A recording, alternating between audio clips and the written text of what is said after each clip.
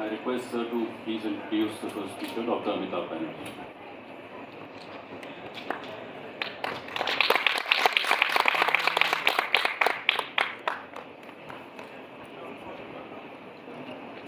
Good afternoon, everyone.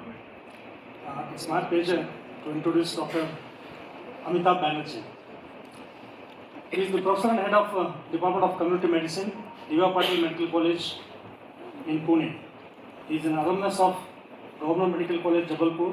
He has done his MD in Community Medicine and specializes in epidemiology. During his illustrious career in armed forces spanning over 27 years, he was awarded the Chief of Army Staff Gold Medal, DG AFMS Award, and MJ AFI Best Published Paper Award. He is a reviewer for many reputed journals and has numerous publications in various national and international journals to his credit. And I know him personally for the last 20 years.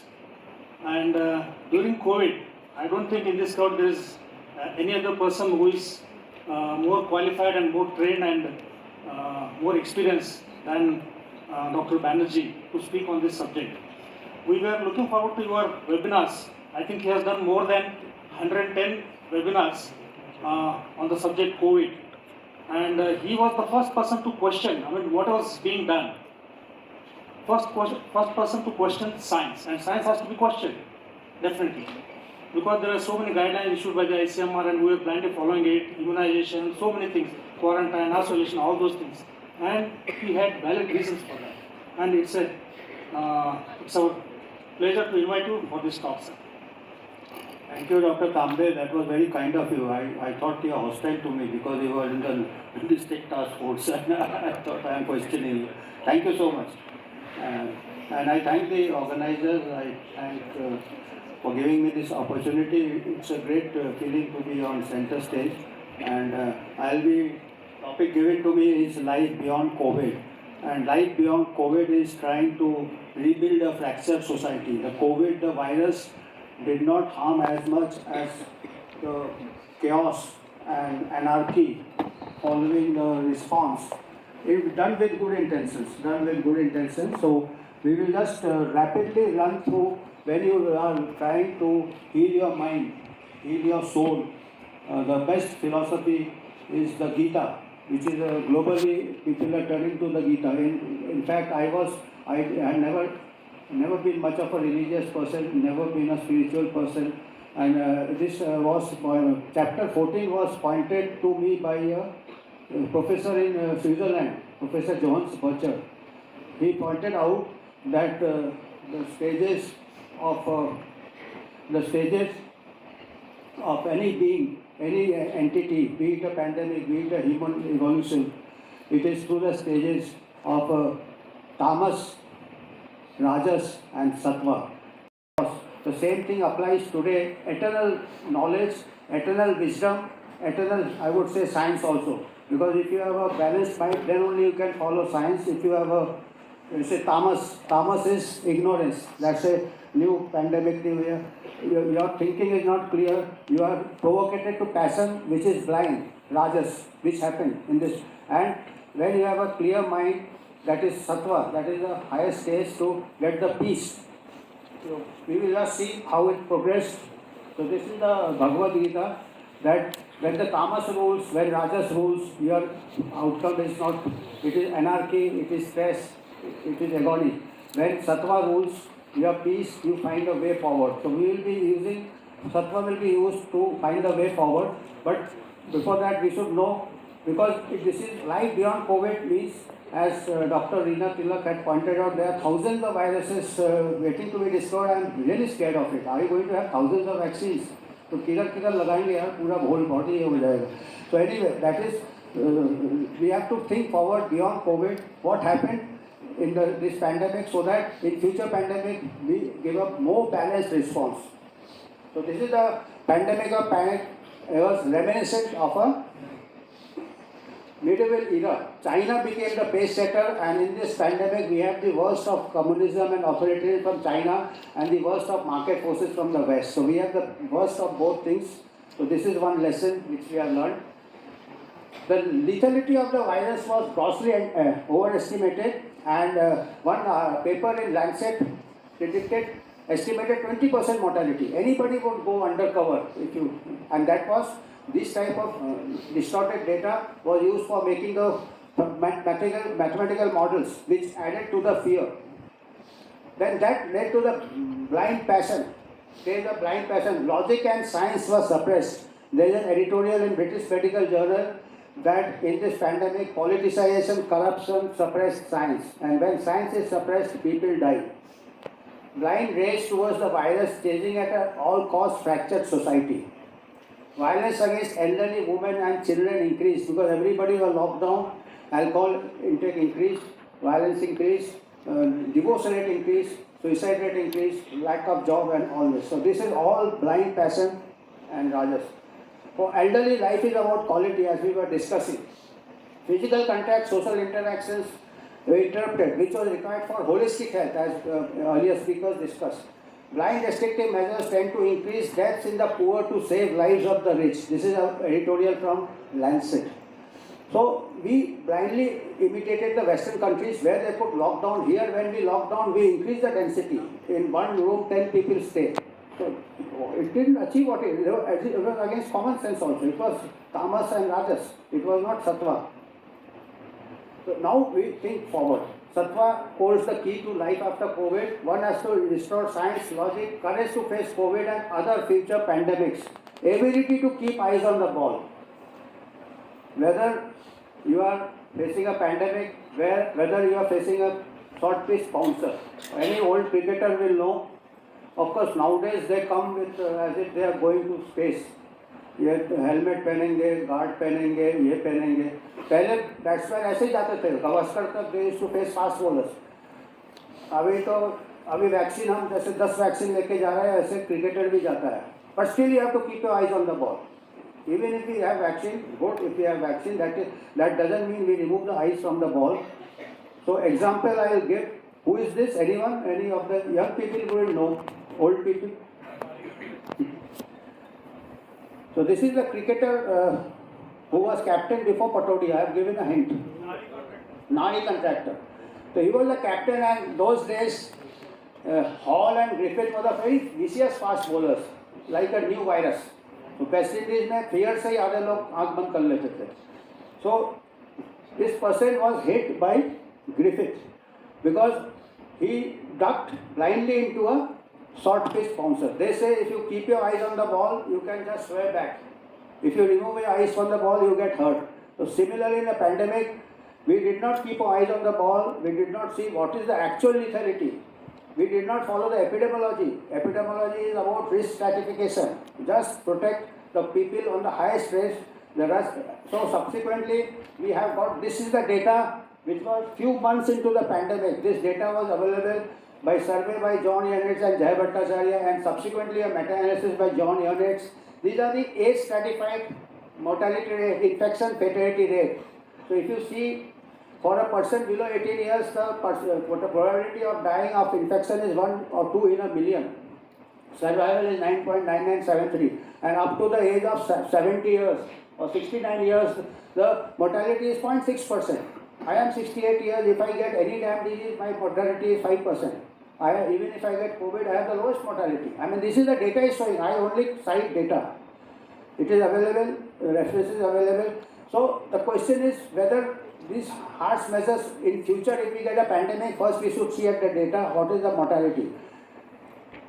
Above 70 years, mortality is say 5%, which particularly bedridden nursing home people who are frail, we always knew that they can fall prey to any viral pneumonia, and even a common cold virus kills a person who is bedridden 8% times. That also paper is there. Then we in the department, my residents are here. From the very beginning, we kept trying to find the pattern, and what initial was that the mortality was very high in the Western countries. So we assumed that it is the age, because they have higher age, and Asian and African countries the younger population. After we saw this table, age stratified, and in fact I remember telling Dr. Tambe also that we have got a younger age, perhaps we may not have that impact. So then suddenly we saw that there are other patterns. So we then suspected obesity, and then we plotted the obesity and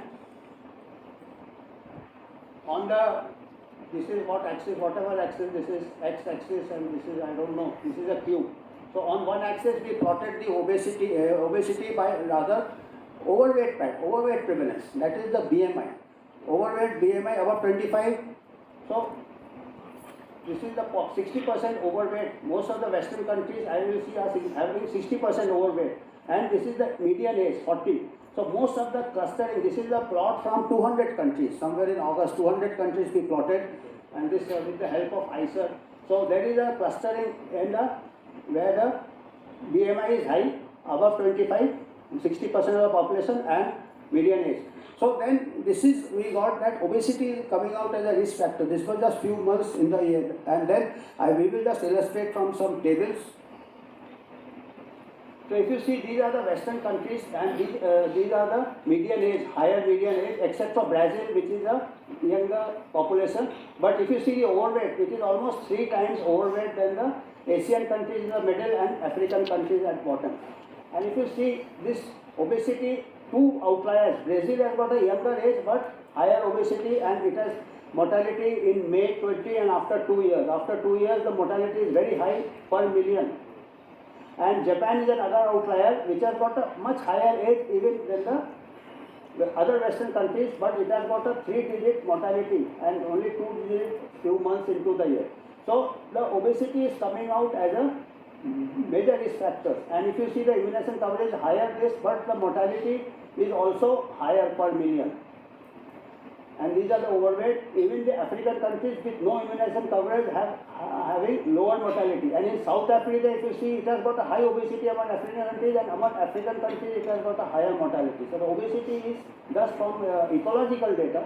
Similarly, Egypt has got a higher, and among the African, it has got little higher mortality. Of course, there are other factors like industrialization. So from this, we deduce that these are the deaths per million. And these are the, Japan is the outlier, and Brazil is an outlier, and South Africa is an outlier. So this is just to illustrate some outliers which confirms as the curve I saw that obesity is a major driver. And then we found this meta-analysis also that obesity can explain 70% of the deaths compared to a non-obese person. Obese person has got 3 times higher risk of mortality, which the ecological data is also showing.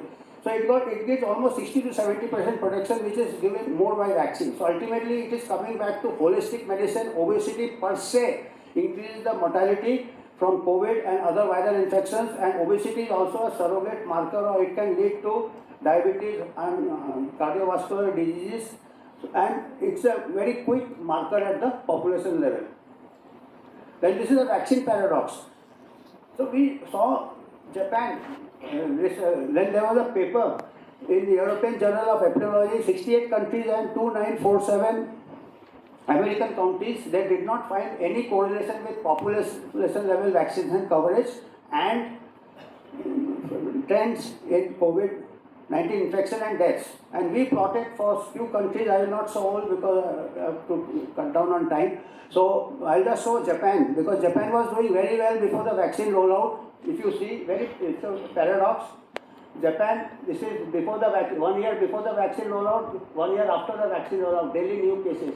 So this vaccine was rolled out somewhere in May 2010 or March, between March and May, and the cases have increased after the vaccine rollout more. Perhaps it may be due to Omicron and all that.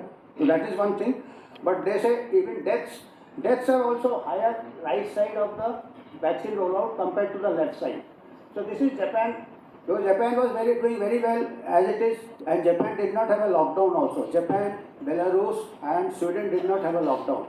The same type of picture is in more market, say from Taiwan. You can see this is from the Worldometer data. You can see Taiwan, you can see Malaysia, you can see Sri Lanka. So the cases increase after the vaccine. So we have to review it. So these are the lessons from the data. Overweight appears to be a bigger risk factor than age, suggested by outlier. Despite different vaccines and mortality, 2 years among the different continents remain same. The basic obesity did not change, perhaps increased in 2 years, and the gap few months into the pandemic, 2 years of the pandemic, between the three continents, the gap remained the same in spite of higher, lower vaccination coverage, different government policies. So review of mass vaccination has to be considered. And this is the lifestyle changes. Who was this? Marie Antoinette. What is she famous for? She said, if you cannot eat bread, eat cake. So presently the people, newly industrialized countries like Brazil, emerging economies like Brazil and India, we should have to check our diet because cake and pastries. Our department also found 9% diabetes undetected in rural areas. We have published the paper and risk factors for non-communicable disease. Last conclusion, who is he? Anyone? Bertrand Russell, wonderful. So he also had summed it up. That was the Gita.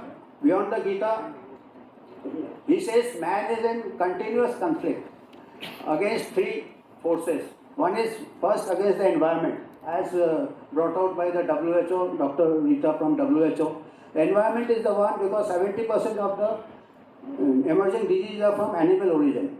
So we should have a good interface with the veterinary public health because it's something like a bowler wants to avoid a bouncer, he has to see the fingers of the batsman. Batsman has to see the fingers of the bowler. Before the ball is released, he should be able to read the bounce or the spin. So we should be able, any emerging, if we have a good veterinary surveillance, interface veterinary, we would know what are the likely diseases in the animal kingdom which can spill over. So that is the first. Second is man. Second force man has to contend is man against man. That is violence, war and other things. And now a new thing, that is the lab origin of new viruses. That's still controversy going on in the present pandemic also. So sanction against gain of function research. And the third thing, most important nowadays, is holistic health is man and self lifestyle. Population approach primordial prevention. Like all obesity is or overweight is 1/3 of the Western countries. So we have got a window of opportunity for primordial prevention. I thought we would have a skipped lunch after lecture by Dr. Dixit. So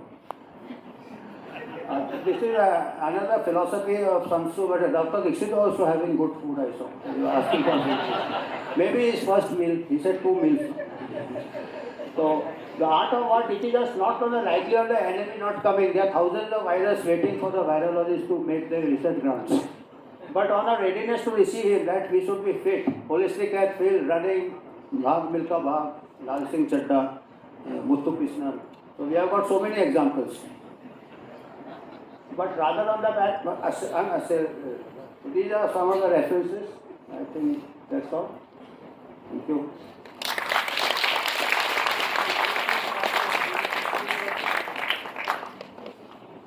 Thank you, sir.